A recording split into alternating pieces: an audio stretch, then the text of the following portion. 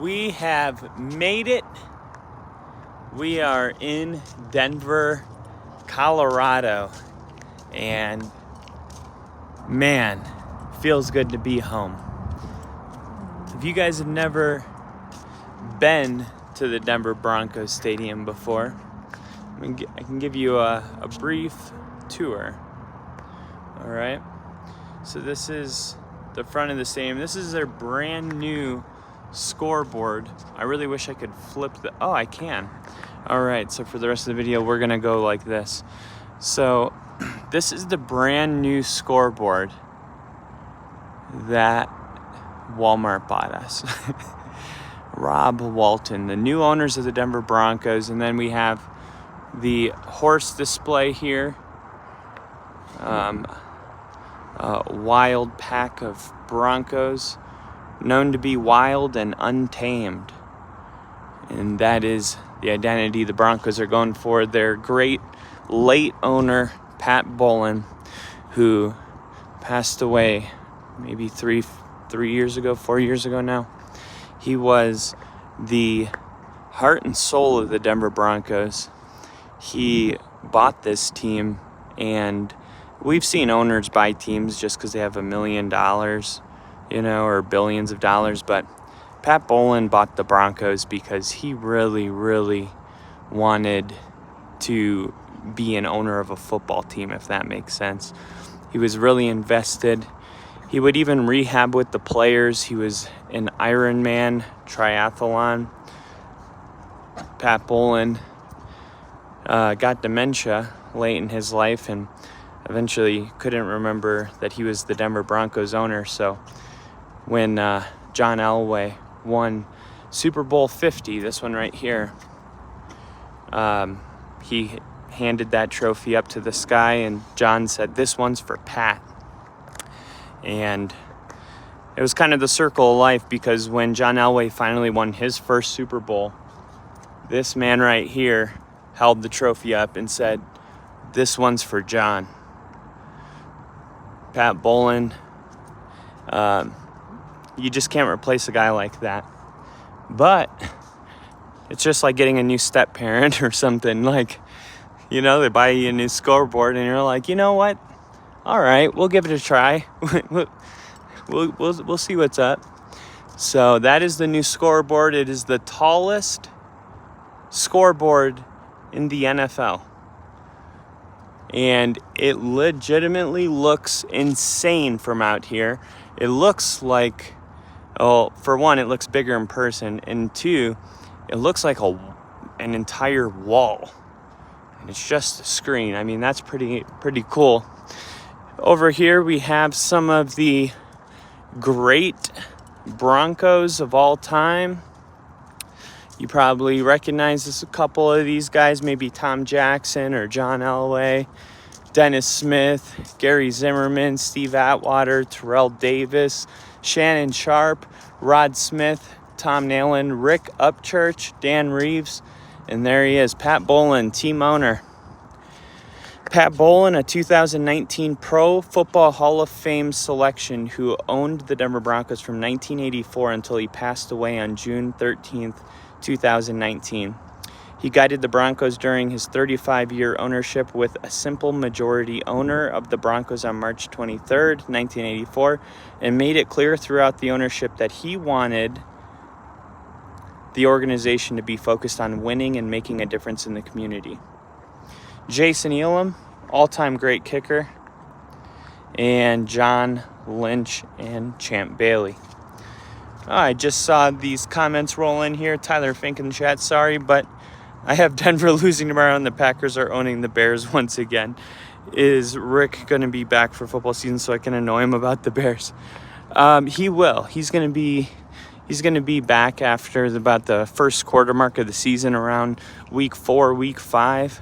So this is the Southwest Tunnel. This is where the players will come in, or not the Broncos players, but this is where the Raiders will come in tomorrow. And they're going to have to see this reminder that they're in Bronco country. Now, funny story about this Southwest entrance right here is one time I came here when I was a kid. I just wanted to be by the stadium. It wasn't even football season, and some guy came out of this door right here and offered me a job.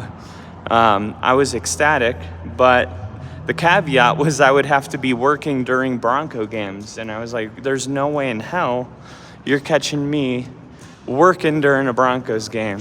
Haven't missed a Broncos game in 25 years, and definitely not going to do it at the stadium. So this is the weather is freaking gorgeous right now. There is a chance for rain tomorrow. So I wasn't expecting that. Colorado doesn't get a lot of rain here, only 330 days a year. So, I mean, every day you can bet that there's going to be a blue sky with no clouds. Tomorrow, that's not the case. And you can kind of feel the warmth and the humidity in some of these clouds rolling in here. So we'll keep an eye on that. They got the gift shop up there. That's where you'd go up there and get yourself some Broncos gear. We're gonna definitely do that tomorrow. I'm gonna be going live a lot.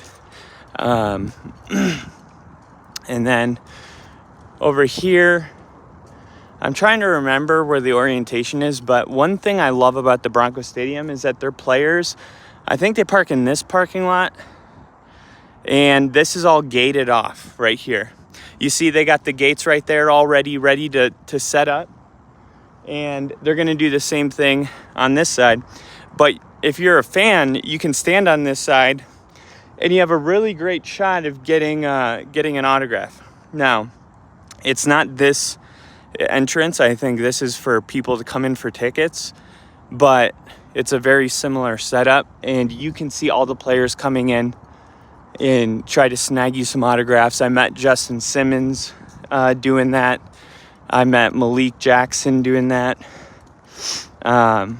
So those are the only two notable people. They mostly walk past, because everybody's trying to get that autograph, but I've gotten lucky a couple times.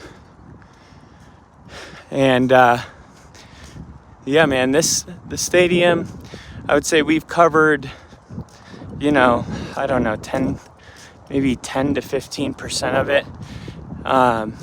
It goes all the way around. I love the style of the stadium. I always have since I was a kid. I don't really remember the old stadium. Apparently it was a louder home field advantage, with the Orange Crush and all that. But this is the stadium I grew up with, and I've always just loved the design of it. It looks much prettier when those lights come on and when there's 84,000 sea of orange people filling the stands. So I could continue to go around, but we'll save some for tomorrow. It's been a really long trip, so we're gonna try to get some sleep and then get up early and head to the stadium and get ready for our live morning show outside of the Broncos Stadium.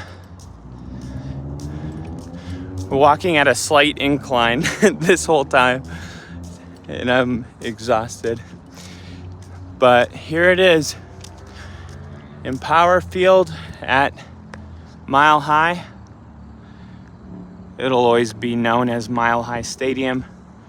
That might be why I'm out of breath. I'm a mile above sea level. That's an easy thing to forget. 1 mile above sea level. Look at these cuties. Oh my gosh. Everyone is adorable. All right, guys. Well, thank you for tuning in to this live stream. We have landed. The Eagle has landed. And we will see you guys first thing tomorrow morning for Broncos, Raiders, and the other 14 games going on tomorrow. Have a good night, guys. Get ready for week 1. Take it easy. I'll see you later.